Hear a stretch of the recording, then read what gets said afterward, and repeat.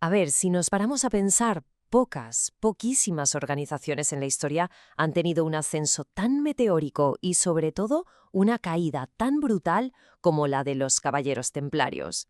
Esa es la gran pregunta, ¿verdad? Es el corazón de su historia, un relato de piedad, de poder y al final de traición que, de maneras que a veces ni imaginamos, sentó las bases de nuestro mundo moderno. Y todo empezó, que es lo más irónico de todo, con un juramento de pobreza en una de las ciudades más peligrosas del planeta.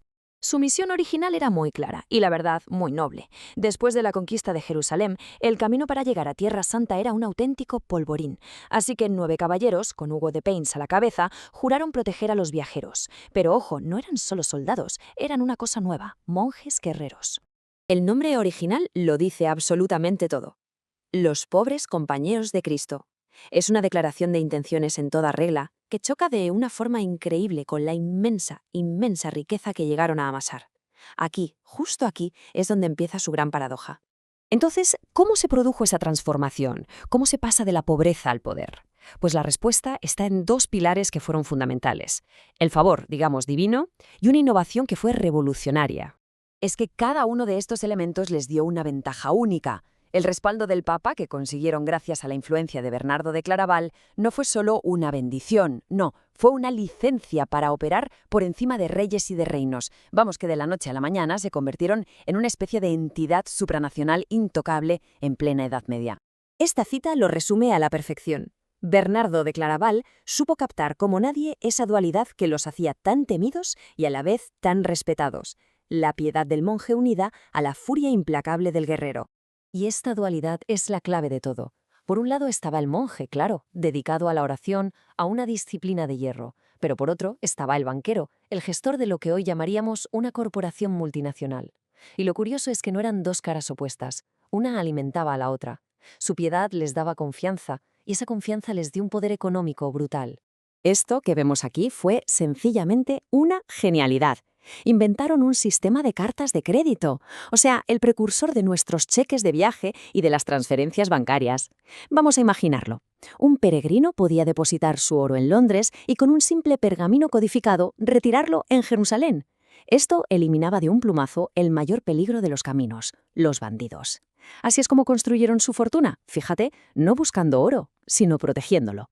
Pero claro, su poder no era solo financiero, ni mucho menos. En el campo de batalla su reputación era, bueno, legendaria. Eran la fuerza de élite, la punta de lanza en cualquier batalla. Su carga de caballería era una táctica devastadora, capaz de romper las líneas enemigas más sólidas que te puedas imaginar. Cuando ese manto blanco con la cruz roja aparecía en el horizonte, el miedo se apoderaba de sus enemigos. Era así de simple. Su impacto militar se puede ver perfectamente en una sola batalla, Mondisarf. Allí, un puñado de caballeros liderados por los templarios se enfrentó a un ejército de Saladino que los superaba en una proporción de más de 50-1. 50-1. La diferencia era abismal. Y contra todo pronóstico, ganaron. Fue una victoria que se consideró milagrosa y que cimentó para siempre su leyenda como guerreros invencibles. Detrás de ese guerrero implacable había un monje sometido a una disciplina extrema, casi inhumana. Estas reglas no eran simples sugerencias, para nada. Eran el núcleo de su identidad y estaban diseñadas para forjar una hermandad totalmente cohesionada y eliminar cualquier distracción del mundo terrenal. Pero ningún imperio, por muy poderoso que parezca, es eterno. Y el propio éxito de los templarios contenía, sin que lo supieran, la semilla de su propia destrucción. Este es el punto de inflexión. Es crucial. La pérdida definitiva de Tierra Santa les dejó sin un propósito claro. De repente, esa poderosa maquinaria militar y financiera que operaba en toda Europa ya no tenía una guerra santa que librar lejos de casa. Y claro, se convirtieron en un objetivo muy goloso. Y el principal depredador fue el rey Felipe IV de Francia. Estaba literalmente ahogado por las deudas, muchas de ellas, por cierto, con los propios templarios. Él veía en ellos un banco al que podía saquear y, además, un poder que desafiaba su propia autoridad. Los templarios eran como un estado dentro de su estado, y eso, para un monarca que buscaba el poder absoluto, era sencillamente intolerable. Y el final fue brutal y rapidísimo. Todo empezó, como vimos, con la caída de Acre en el 1291, que los dejó sin misión. El golpe de gracia llegó el famoso viernes 13 de octubre de 1307. En una operación perfectamente coordinada, Felipe ordenó el arresto de todos los templarios de Francia. Se les acusó de herejía, de sodomía, de escupir en la cruz. Cargos falsos, por supuesto, pero diseñados para destruir su reputación y sobre todo para confiscar su enorme riqueza. Para 1314, con su gran maestre ardiendo en la hoguera, la orden más poderosa de la cristiandad había sido aniquilada. Pero su destrucción física no fue ni de lejos el final de su historia. De sus cenizas nació una leyenda que, bueno, perdura hasta el día de hoy. Cuenta la leyenda que desde la misma hoguera, el último gran maestre maldijo a sus verdugos. No sabemos si es cierto o no, pero el dato es escalofriante. Tanto el rey Felipe como el papa Clemente murieron antes de que se cumpliera un año. Este hecho, claro, alimentó el mito de que los templarios no habían desaparecido del todo. Y aquí es súper importante separar los hechos de la ficción.